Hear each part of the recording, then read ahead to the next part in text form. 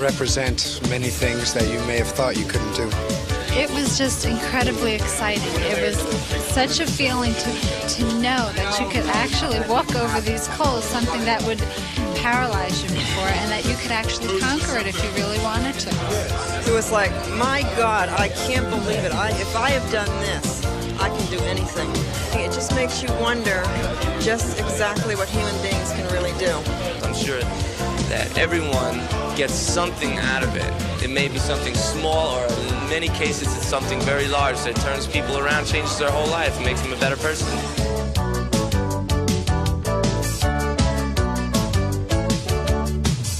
These people are talking about the Firewalk experience and a seminar they will remember all of their lives. Welcome to Unlimited Power, the new science of personal achievement by Anthony Robbins, another in a series of sound ideas from Simon & Schuster. Anthony Robbins is internationally recognized for his work helping politicians, Olympic athletes, businessmen, and even children reach their peak potential. He is the author of the book Unlimited Power. This program focuses on Anthony Robbins' formula for acquiring the specific patterns of behavior you need to make positive changes in your life. You will hear portions of his well-known seminar, 3 Steps to Personal Power. Anthony Robbins will also tell you about his own remarkable life story, how he developed his concept of personal power, and how you can use NLP, neuro-linguistic programming, as a tool to take charge of your life. Tony Robbins, getting a room full of people to walk across 2,000-degree coals is a pretty unusual way to teach a seminar. Tell us, why do you do that?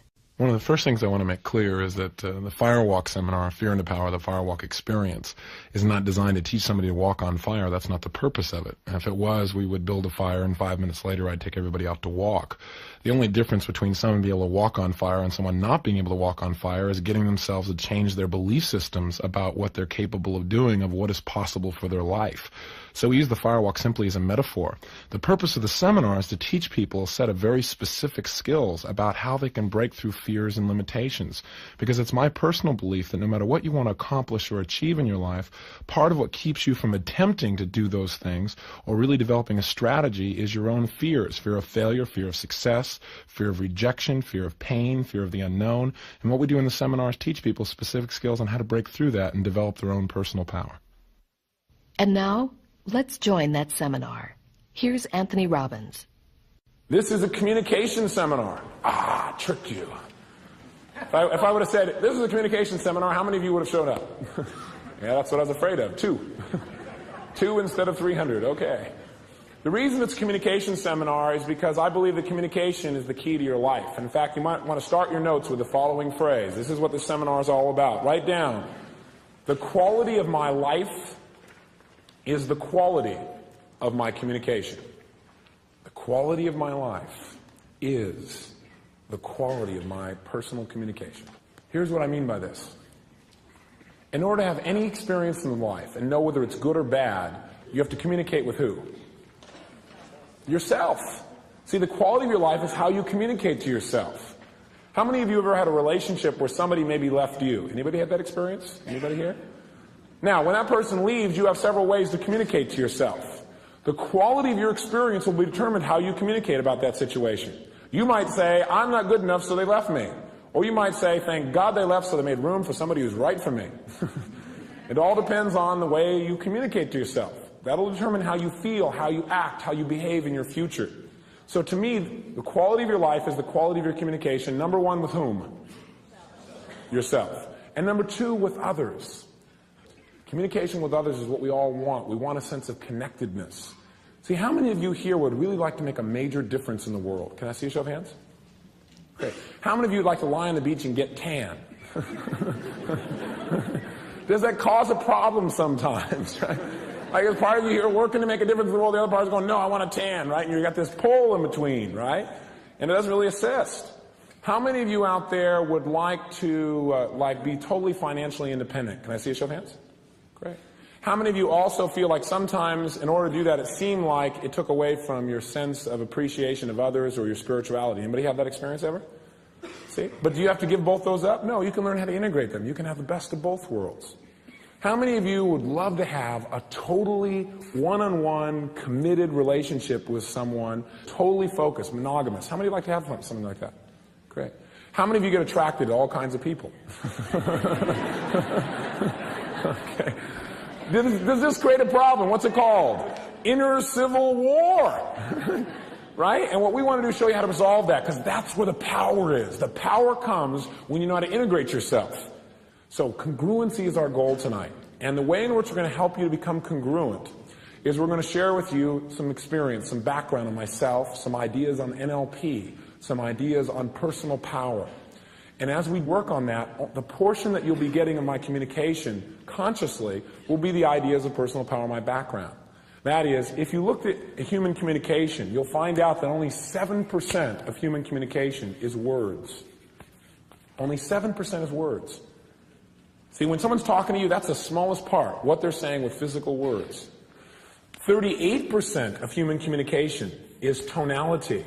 The tone of voice that a person uses tells you much more than the actual words themselves. See, I knew what it meant when my mother used to say, Anthony, it meant more than my name. Right? And 55% of communication is physiology. Physiology. Body postures, facial expressions, breathing patterns. That tells us a whole lot more than just the words themselves. I mean, don't comedians use this? Can't you just imagine a comedian comes up to you, looks you in the eye and goes, "You're a son of a bitch." And you smile. Why do you smile? Because when he did it, he used a tonality and a big smile and facial expression, so the majority of his communication made you laugh. So tonight we want to link all these together so that your words, your tonality, and your physiology all work together to give one message to your nervous system and produce the kinds of results that you desire. That's the bottom line. Okay? Let me share with you my background in terms of what's happened in my own personal life. My background is actually very simple. I would start out when I was 17 years old on my own. My mom and I had a different idea about how things were supposed to work. And the next thing I knew, I found myself on the street. My good fortune was, before this all occurred in my life, I had attended a seminar by a man named Jim Rohn, who was a personal development speaker. He talked about goals and attitude. And the reason I share with you this background is because the night I was on my own, I began to remember some of the ideas I heard in his seminar. And they were very, very simple ideas.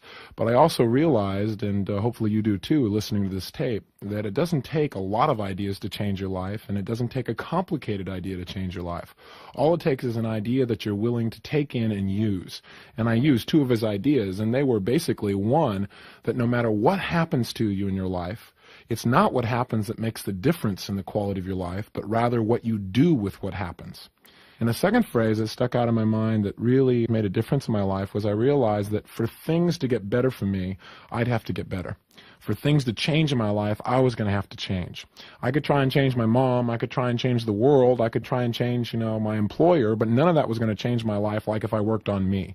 And so I spent the next 6 or 7 years really looking for ways to develop myself. And I attended every seminar that I could. I read 500, 600, 700 books in the areas of personal development, human development, physiological development. And I applied what I learned in my own life, and I became quote-unquote successful.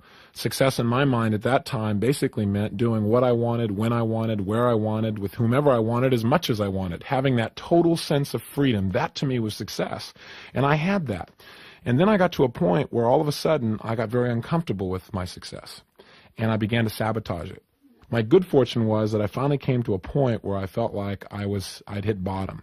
And that's really fortunate, because some people never feel like they hit bottom, so they continue to go deeper. My experience was that I thought, hey, this is the worst things can be. I was totally broke. I'd wiped out my company, and I'd wiped out myself emotionally, and I weighed about 38 pounds heavier than I do today. And I'm embarrassed, and I laugh about it now, but that's where I was, and I fortunately broke out of that. And what broke me out was just the reality of realizing I was more than what I was living. And I deserved to contribute more to other people than I was contributing at that time. Having basically crashed in my own personal level of success, I began to look for what would be the foundational key to success. And so in my search, the answer I came up with was knowledge. I figured people who succeed certainly know things that people who fail to succeed don't know, and that must be the major key that sets them apart. However, as I began to look around at life, I found a lot of people that knew all the answers but still weren't applying what they knew. I was one of the people that fell into that category.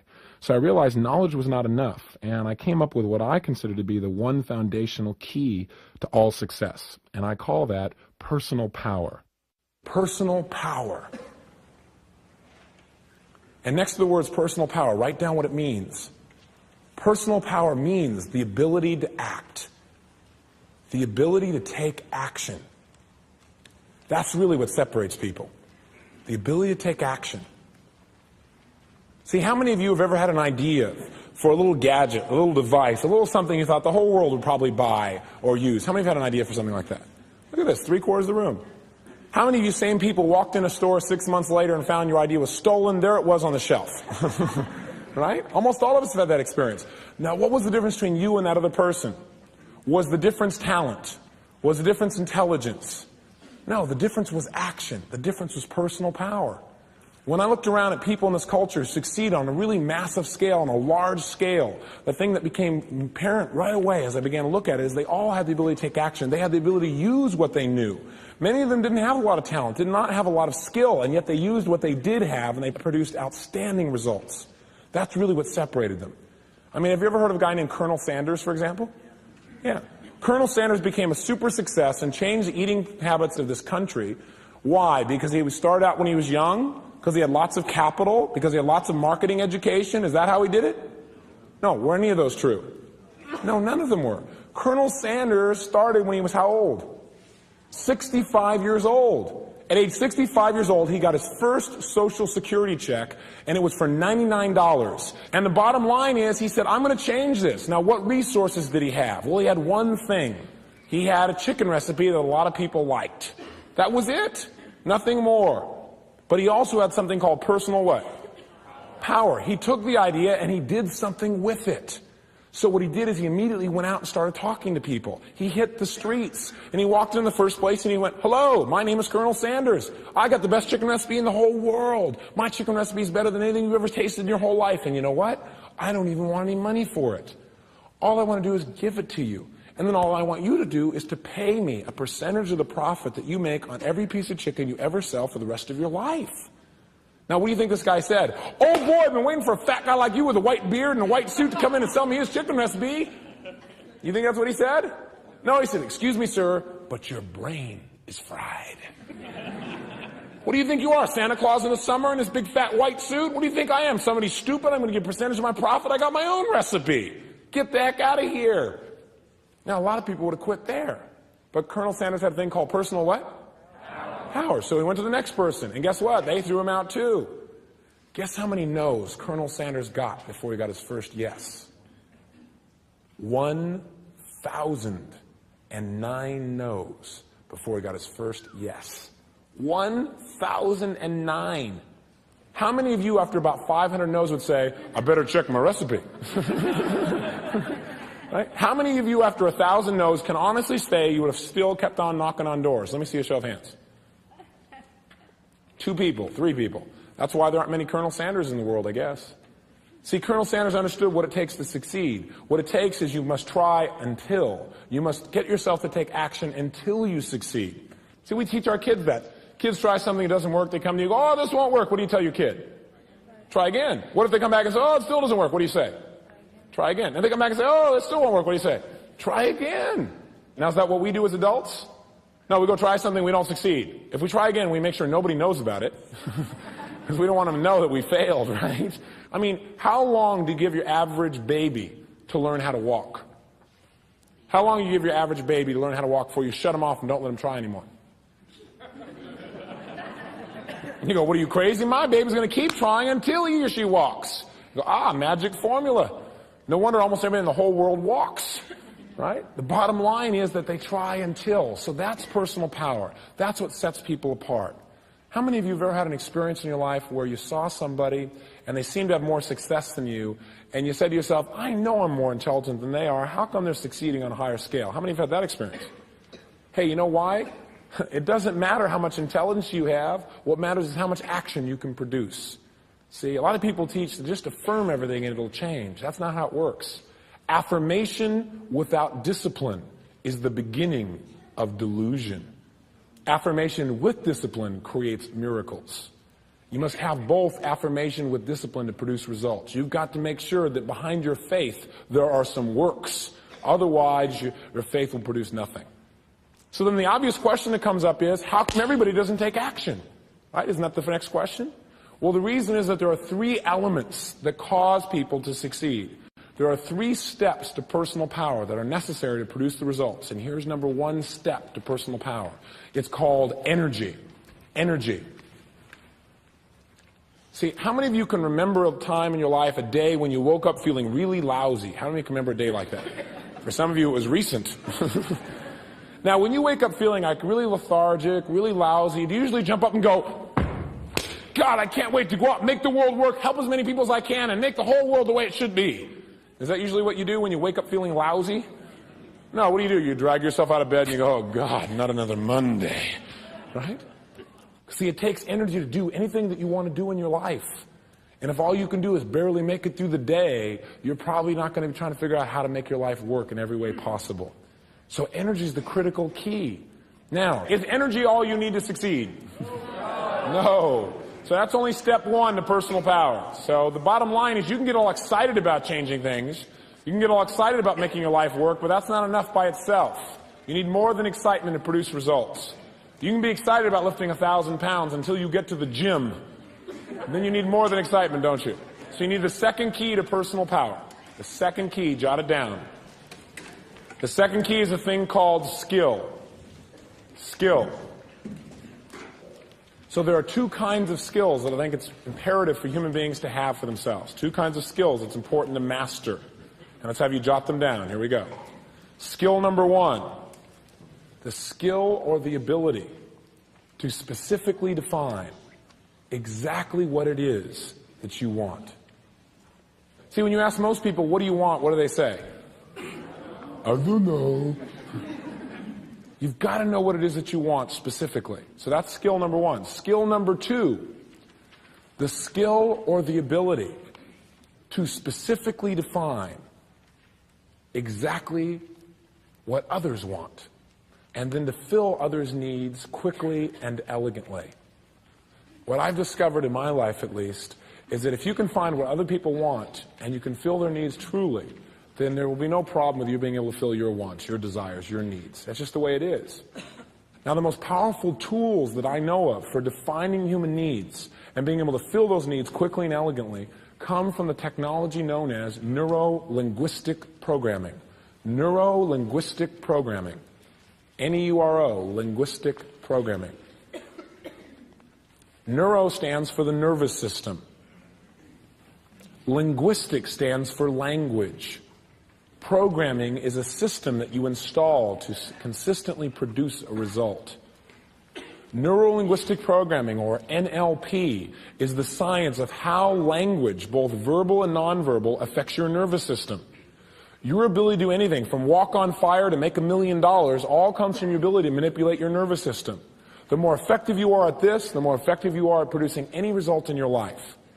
NLP was basically the result then of two men who were studying how to most effectively master the use of human communication to produce results in other human beings. The two men who started were Dr. John Grinder and Richard Bandler. Grinder was a linguist. Bandler was a Gestalt therapist and a computer expert. And what these two men had in common was that they were bored with what they were doing and they wanted to produce greater results in the world. They were both geniuses in their own fields. And what they decided to do was to study people and find out what made them the very best at what they did. What did they do with the way they used language? What did they do with the way they looked at people, the way they moved their bodies, the way they touched people, that made them magicians in their field, that made them the best? And in beginning to study that, they began to develop these patterns they called patterns of excellence. And they called them NLP initially. And I became one of their students. And I began to apply what I'd learned and produce pretty outstanding results. I began to take people who were living on the street, a man eating out of a trash can, and an hour later, after 13 years on the street, after having heroin put in his arm when he was 8.5 years old by his father, this man was off drugs and still is today. I started to produce those kinds of results in less than an hour. And I began to really apply it. Anybody I could. I said, I don't care what it is, what the problem is. And I began to develop a reputation from that as a one-stop therapist. And then I wanted to spread it to more people, like all people do when they learn something new that they can use to affect themselves and others in a more positive way. So I thought, hey, anything that any human being can do, so can I. We all share the same neurology, right? We all have the same nervous system. It's a matter of how to use it. I mean, how many of you believe you use less than 10% of your brain? How many of you believe that? Yeah, in fact, most people brag about it, don't they? They go, yeah, man, I use less than 10% of my brain. If I were you, I'd keep my mouth shut. I wouldn't be sharing that kind of information. I'd be trying to figure out how to use more. And the bottom line is I thought, you know what? Other human beings can do something and so can I. I just got to learn how to run my brain in the same way. And when I learned NLP, I found out that was really true.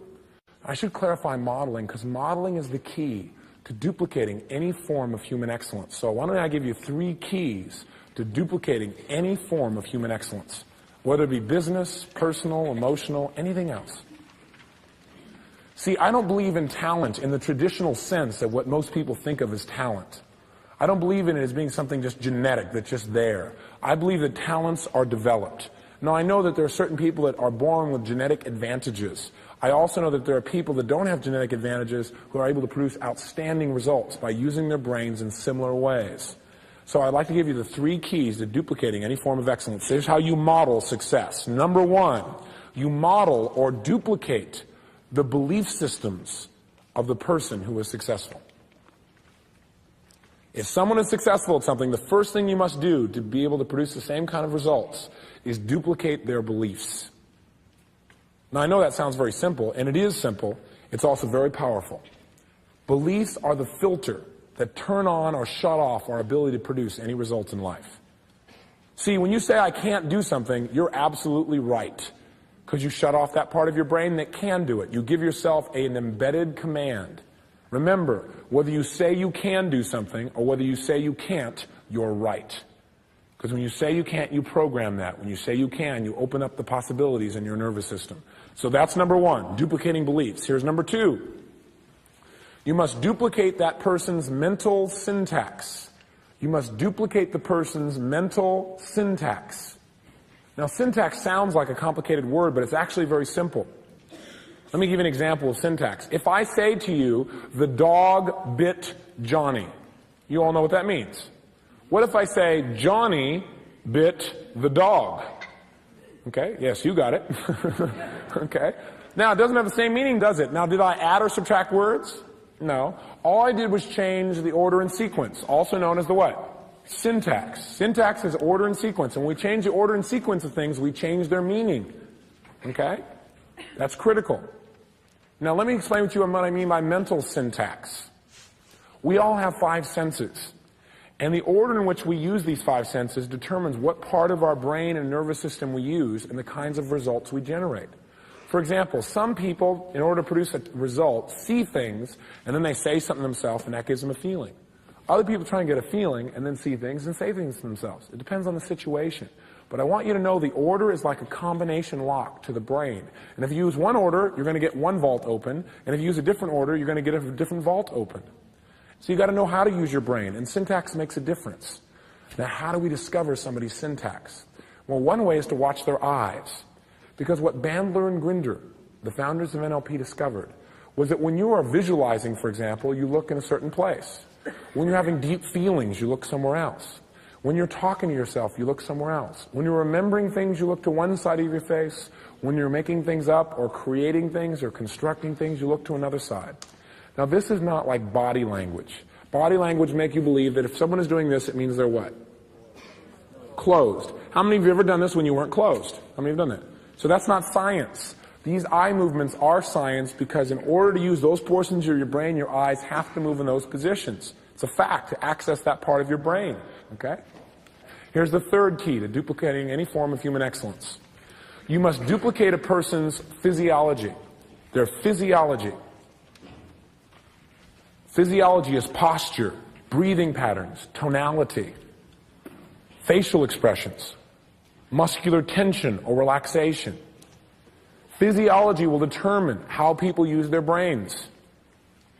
It is absolutely phenomenal. You can take 10, 20, 30, 40 years of learning away by assuming someone's physiology, beliefs, and mental syntax.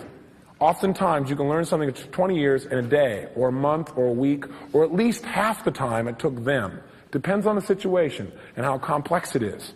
But it's amazing what can occur. So my challenge to you is that after this weekend, I want you to become a modeler. That is, someone who, when you see something outstanding, something excellent, instead of going, wow, they're so lucky, they're so great, instead of doing that, you go, wow, they're great, and if I want that, I can duplicate the same results if I first discover their what? Their beliefs, number 2 there, and number 3 there, physiology. That's a fact. In our seminars, we don't tell people what the third key to personal power is until after the seminar is complete. And that's because the third key is called turning fear into power. They have an experience of doing that, and usually by the end of the evening I can ask them what the third key is and they can tell me. Once you know that you have the energy to do whatever it takes, and you know what you want, and you know what other people's needs are and what your own needs are and how to fill those needs in an effective and elegant way, then the only thing that can really keep you from achieving is just your own fears. And the ability to break through those fears and produce new results is what really allows you to tap into your full personal power. Let's go to the 7 disciplines of success. Here they are quickly. These are the 7 agreements we need to make together to really produce the quality of result and the quality of life that we all desire. Here's number 1. Write down, I always act from personal power. I always act from personal power. Personal power means you have the ability to take what? Action. That's right, the ability to take action. Now this is critical. What prevents people from being able to operate from their personal power? What prevents people from taking action? What's the primary source of prevention? That's right, fear. And the biggest fear that I've found, no matter what culture, no matter what person I've dealt with around the world, is the fear of failure. So what I'd like to do is have us agree to discipline our thinking in a new way. And the new thought process, what I mean when I say I always act from personal power is I mean simply this. Write down, I realize, this is still part of number 1, I realize that there are no failures, there are only results. There are no failures, there are only outcomes. That's another word you might just want to use, outcomes. See, if you think about it, how many of you here always get your goal? Raise your hand. Always. One lady. How many of you always get a result, though? Maybe not the one you intended, but it is a result. So the truth is, you never fail in life, you always succeed. And write that down. I always succeed in producing a result. Now, it may not be the one you intend, but that's okay, because you can learn how you produce the result, and you can make a subtle change and produce a new result. People who succeed around the world, out of the hundreds of people, very, very successful people that I've had the good fortune to model, the number 1 thing that stands out in their belief systems, that empowers them to take action consistently, is they do not believe in failure. They know there's no failures, there are only outcomes. There are no failures, there are only results. And they understand it clearly. And that's what guides them to continually take the action that allows them to eventually produce the kinds of magic, the kinds of outstanding results that most people only hope to produce, and they actually manifest on a daily basis in their life. The bottom line is, how many of you feel real great about failing? How many of you feel really great about learning? Let me see a show of hands. Yeah. So the way in which you're going to succeed from now on is you're going to realize that there are no failures because you learn from every experience. You succeed by learning from every human experience. I mean, what's the advantage you have today over yesterday? Isn't it not the experience you've taken on, the learning you've had? So whether or not you got what you went for, whether or not you got your outcome and the one you intended makes very little difference as long as you learn from it and then immediately change your approach, because you can still produce the result that you want. Federal Express, ever heard of the little company? They're here today because Fred Smith, the founder of Federal Express, did not believe in failure. He knew that everything was just an outcome. It was simply a result.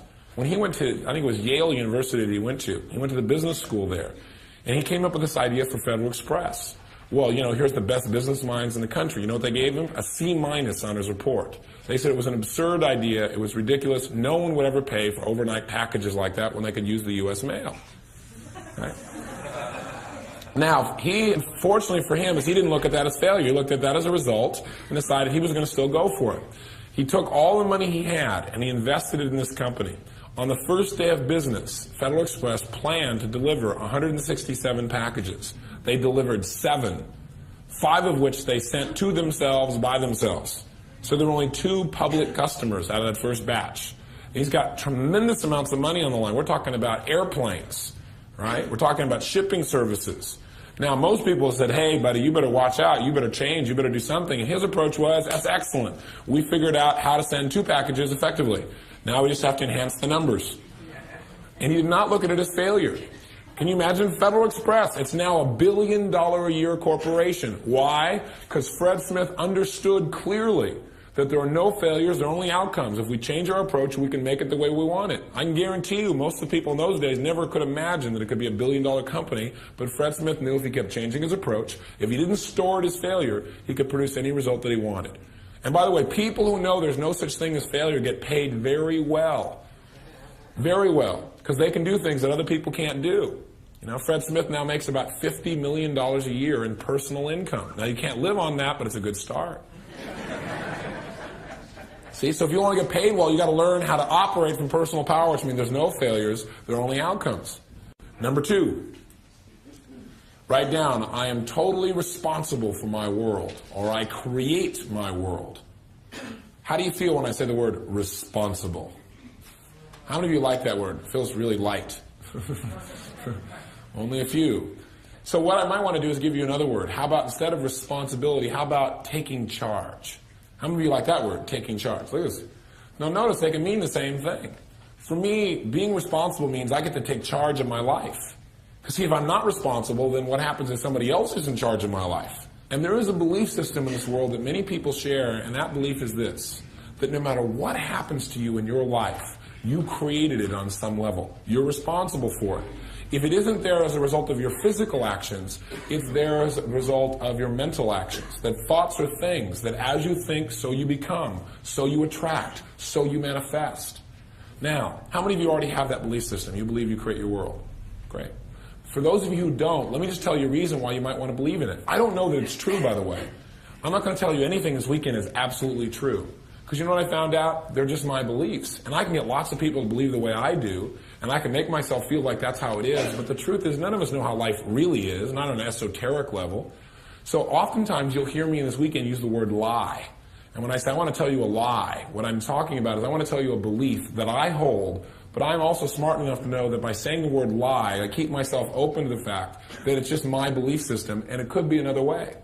So whenever I talk about beliefs this weekend, I'll talk about lying, and I won't be talking about being dishonest or deceitful. I'll be using that as a phrase to jolt your nervous system so that you remember that these are just belief systems. However, they aren't necessarily true. But here's why you might want to adopt this belief system. By thinking of the alternative, it'll become clear to you why you want to adopt it. See, if you're not responsible for your world, if you're not the one who creates your every experience of life, then when you have a problem, then you've got a real problem. Because if you didn't create it, who did? And if you didn't create it, you have no power to change it. However, on the other side, if you're not a creature of circumstance, if you believe whatever's happened, you generated it on some level, then if you don't like how it is, you can do what? Change it. So the point is not to make you so you feel responsible. The point is to empower you so that if you don't like how things are, you know you can change them. That's what it's really all about. Number 3. Write down, I am always stretching. Stretching means if you can't, you what? If you can't, you must. God, if there's any one principle that I would instill in you, it would be the consistent habit of stretching yourself. There are a few things you can do that can make you grow more as a human being. If you ask me, Tony, I know you have a certain level of skill. How did you develop that truly? Were they just gifts? Was it like tremendous amount of study? I would say it was neither of those two things. You know what it was? It was my willingness to stretch myself on a consistent basis. Put myself on the line. Because you know what's neat about human beings? When they put themselves on the line, they come through. Human beings discover that they're much more than they believe they are when they have to perform. Right? Did you ever notice how a deadline can affect you? Right? How many of you did your term papers in high school or college like on the last evening? And sometimes we do our best work under that kind of pressure. Some of us not. But the point is stretching is a way to make sure you have that kind of development that you discover you can do things you didn't believe you could do. See, the firewalk's a stretch, isn't it? It gets you to do something. Wow, you go, hey, I can do that. And you go, if I can do that, what else can I do that I used to think I couldn't do? What other impossible tasks are really possible? And the only limits were my thinking. So let me give you the keys to stretching. There are a few keys here to stretching. Number one, first key to stretching yourself and using this powerful tool is you must make a commitment to yourself to do something that seems to be beyond your present ability. Now, making a commitment to yourself is nice, but that's not enough. So the second thing you must do is make a public commitment, a public declaration. And it's excellent if you can make this declaration to the kind of person who will not let you off the hook. The kind of person who will come back and go, "How are you doing today, Mary? Oh, how are you doing on that goal of yours?" You know, the kind of person that if you fail, they'll let every human being know. That's the perfect person to make the declaration with. Then you know you have no way to go back. Public declarations, public commitments to key people can make a huge difference in causing you to do whatever it takes to succeed. Okay? So that's number two. So you make a commitment to yourself, a commitment that's public. Now here's the third key. The third key is ideally, if it's possible, model someone who is already producing the result. That is, find out what actions they're taking to produce this result that seems to be beyond your present ability. Model them. So that's the third key. You must model someone so you know what to do. And here's the fourth key and the final key. So now you made the commitment. You made a public declaration. You know what to do. The fourth thing is you must do it. Follow the model. And when you don't know what to do, act as if you do. You say, "Well, I don't know what to do." So what you say to yourself, "Well, if I did know, then I'd do this." You can just ask yourself. If you start saying, "Well, I don't know what I do," then just say, "Well, if I did know, what would I do?" "Well, then if I did know, I'd do this." And what it does is it takes away the limiting belief and allows you to get access to the resources you really have as an incredible human being. Okay? So take action, follow the steps of your model, and act as if whenever you don't know what to do. Stretching can be one of the most powerful tools for your life. Here's number 4. Write down. I am committed to unconscious competence. I am committed to unconscious competence rather than cognitive understanding. Do you understand the difference between the two? Unconscious competence is when you don't have to think about things and they just flow and you just produce the result. You don't even have to understand it all. Cognitive understanding is when you understand all the details and you understand why things work and so forth. But here's my point. How many of you know everything about electricity? You know everything about it, can describe it in detail. Not a person in this room. How many of you, though, are willing to flip the switch and get the light? Okay? You don't go, "Well, I don't understand how that electricity stuff works, so I can't turn that switch on." So what I want you to do is operate from the same frame this weekend. And that is, you don't have to understand everything about NLP and the human nervous system to be able to flip the switch and produce the result. And I want you to just flip switches. I mean, some people are like into studying roots. Other people just like to pick the fruit. Okay? And I encourage you this weekend to pick the fruit and study the roots later. That way you get the nourishment now. You get the enjoyment now. And if you want to study the roots, you have that choice too. Number 1 is I always act from personal power. Number 2 is I take full responsibility. I take charge of my life. Number 3 is I'm always stretching. And number 4 is I'm committed to unconscious competence. Number 5 is I always act from personal integrity. I always act from personal integrity. Now, the word integrity is probably one of the most abused words in the English language. The reason is it's become the new seminar word. It's become the new word to use to try and express the fact that you're a good person. It's a word that also has been abused because people are promoting associations with the word which are inaccurate. For example, what happens is a lot of people have gone through courses where they've linked up the word integrity to one specific set of beliefs about how to operate in your world. And what they then go out and do is try and impose those beliefs on everybody else. And if other people don't match their beliefs about their values, about certain things, then they go, "You're out of integrity." What does the word integrity actually mean? Wholeness. It means wholeness. That's what integrity means, wholeness.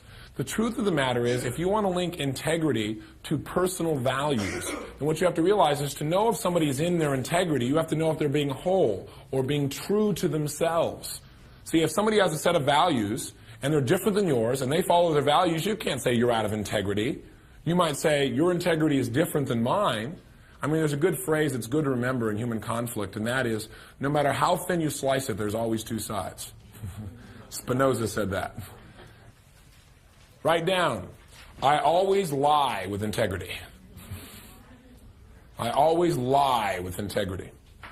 Remember, does lie mean you're being, in the context that I'm using it here, am I talking about misleading someone? Am I talking about lying to someone in the general terms of that?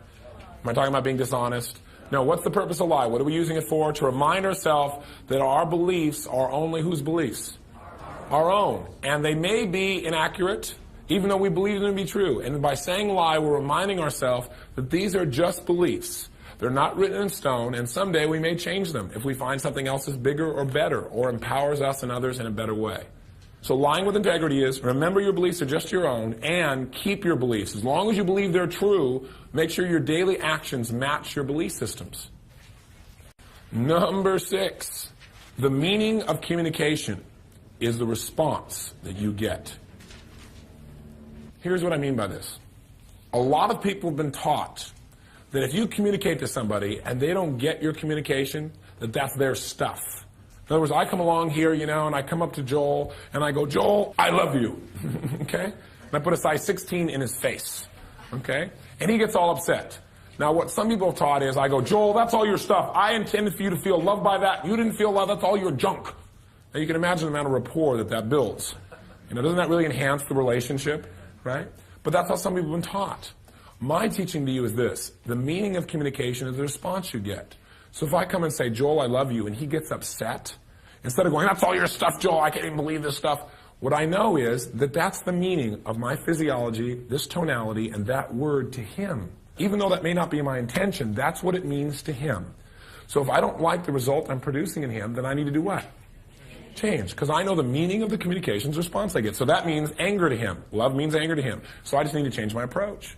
See, that's a simple thing. I don't just go, well, that's his fault. I'm just going to keep telling him I love him until he gets it. I mean, that's insane. He'll never get it that way. You've got to change how you say love, or how you look at him, or how you move, or how you use your size 16, whatever it is, right, so that it affects it. Now, I know that a lot of us have been taught, well, he should own his experience. He should be responsible for how he feels. But that's an intellectual construct. That's not how the world is it? The world is in a stimulus response. When you come up and put a size 16 in somebody's face, most people then don't usually go, okay, now I can choose how to feel about this. So now that he splat my face open, I can choose to feel it like as if it's a tingling sensation that empowers me to be a better human being. I mean, that could be a conscious approach, but how many people do that? So the best study of life is how it is. And how it is if you use certain words are much more intense. Certain tonalities are much more intense. Certain physiologies are much more intense than a size 16 in the face, aren't they? How many of you got a word that if somebody uses that word with you, man, you're... How many of you got that one of those words? How many of you got a certain tonality? Somebody says, oh, that's great. You're just like, rah. How many of you got one of those? How many of you got a certain facial expression? If someone gives you that look, boy, you've had it. So the truth is, it's not always a physical thing, right? Sometimes it's a word. So instead of going, that's their stuff, just realize that's a trigger and change your approach. Because what you want to be is committed to your outcome. See, you want to be committed to producing results in your communication that work, not about making somebody wrong because they have different associations to that physiology or that word. It's that simple. So you just keep changing your approach. What if I try it again and I say, Joel, I just really care about you. I just want you to know that. I'm sorry you're upset by the word love or how I expressed it, but I want you to know that I care. Now, what if that doesn't work and he's still angry? Then what do I do? Try something else. What if that doesn't work? Then what do I do? Change something else. I keep changing until we get communication that works. See, a lot of people tell you that intention means everything. That's a joke, right? Write this down. Intention means nothing. All intention does is provide a direction. Results mean everything. So remember, the meaning of communication is the response you get. Even if it means something else to you, know what result you get and the person in front of you is the real meaning for them. And if you want them to get your communication, change your approach. Okay? Last one. I am committed to do WEIT. What does it stand for? I'm committed to do whatever it takes to succeed. One caveat, whatever it takes without harming another person. Commitment to me is like the glue that holds all the rest of these agreements together. Commitment is the most powerful tool that you have as a human being. That's why when I talked about stretching, I talked about making a commitment to yourself and then making a public commitment. Because people will do tremendous things to keep consistent with what they've made as a public commitment. And one of the commitments you've got to make is the commitment to practice, to actually walk your talk, to live this stuff. Because the reality with all the programming and everything else, to really master this, you want to practice it on a daily basis. That's how people get good. So what I want you to realize is the power commitment has. Even if you're afraid of failing, but you're committed to operating from personal power. You're committed to realizing there are no failures, only outcomes. The commitment is what will pull you through, even though you've got the fear. You understand what I'm saying? If you're committed to stretching yourself, then you will. If you're not, it won't happen. The difference in people is the difference between people who are interested and people who are committed. See, some people say, well, I'd really like to do that. Or they say, I really want that. But what they really mean is, I'm interested in that. I'm not committed to it. Because once you become committed to something, you will produce that result. That's the bottom line. So the key to success in life is to go from interest to commitment. Once you're at a level of commitment, it happens. So what can you do now?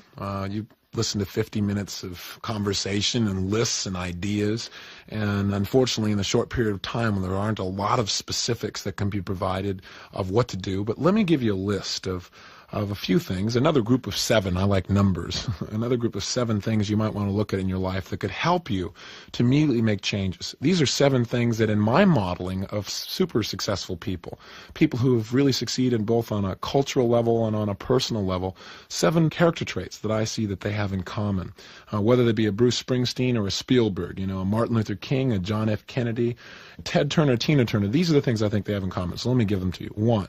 They all seem to have a passion. They've got a reason, a consuming, energizing, almost obsessive purpose for what they do. It drives them. It gets them up in the morning, and it causes them to not to want to go to bed at night. It really gives their life juice and meaning. And if I were you, the first thing I'd look at is, what could I get passionate about in my life right now? Because passion will cause you to take action. The second thing that they all seem to have is belief. They all seem to have supportive belief systems. They believe in their ability to achieve.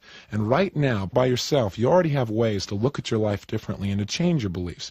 You might start by the end of this tape and just sit down and write down what you could be passionate about and what beliefs you want to change, what beliefs would be useful for you to change. The third thing you want to look at, I think, is your strategies. People who succeed have a strategy for success. They don't just have a passion and a belief, but they also have organized the way they do things to produce results. You look at a Ronald Reagan, and what sets him apart is not just his passion and his belief, but he's developed a way of communicating that allows him to positively affect large numbers of people and makes him very persuasive, very effective. For many of these people, it's unconscious. They're not aware of it, but they have developed their niche, a way of approaching the use of their skills that consistently produces the results they desire. The fourth thing to look at are your values. When people are not succeeding at the scale they'd like to, one of the things that I normally find in talking with them is they're not really clear about what's most important in their lives. That is, they may even have conflicts. Part of them wants, as I said earlier in this tape, to be on the beach, and part of them wants to make a difference in the world, and they haven't discovered a way to balance their values so that all of them is being developed, so that all of them is working together, so there's no internal battles going on. So a look at your values and a look at the ways in which you could have your values working together rather than fighting each other could be a valuable thing that you could do immediately at the end of this tape to take a new direction in your life now. The fifth thing that I would look at would just be your energy level. You already know things that you could do to increase your energy. One, of course, is to change some of your dietary patterns. Most people don't realize it, but one of the things that drains more energy from your body than anything else is digestion.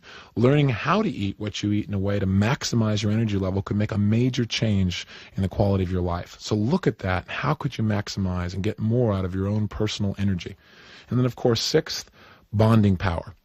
In order to really be happy in our lives, most people, even if they have a passion and a belief and they got a strategy and they know what's important and they're going for it and they're really starting to succeed, these people still are not happy unless they feel connected to others. I know in my life, the only time I've been the happiest is when I felt like what I was doing was connected with others. If you get to the top of Success Mountain by yourself, I'm here to tell you, you'll probably jump off. The way to make sure you're happy is to have that sense of connection with others. The seventh character trait that I believe really will cause you to make a major change in your life right away is the character trait of really developing your communication skills. Once again, at the beginning of this tape, we talked about the quality of your life is the quality of your communication with both yourself and with others. Remember, it's not what happens that makes a difference, but rather how we communicate to ourselves what's happened that makes the difference. So these are the fundamental character traits that I leave you with as your homework. The 7 tools that you can go to work on immediately to create new results for your life now. You have been listening to another in a series of Sound Ideas presentations from Simon & Schuster. The executive producer was Malou Zahner, with coordinating producers Suzanne Rosenkrantz. Field recording by Jim Anderson, and production assistance by Debbie Dane. Unlimited Power, the New Science of Personal Achievement was produced by Lynn Cruz. For a complete listing of other Simon & Schuster audio programs, please write to us at the address printed on the package.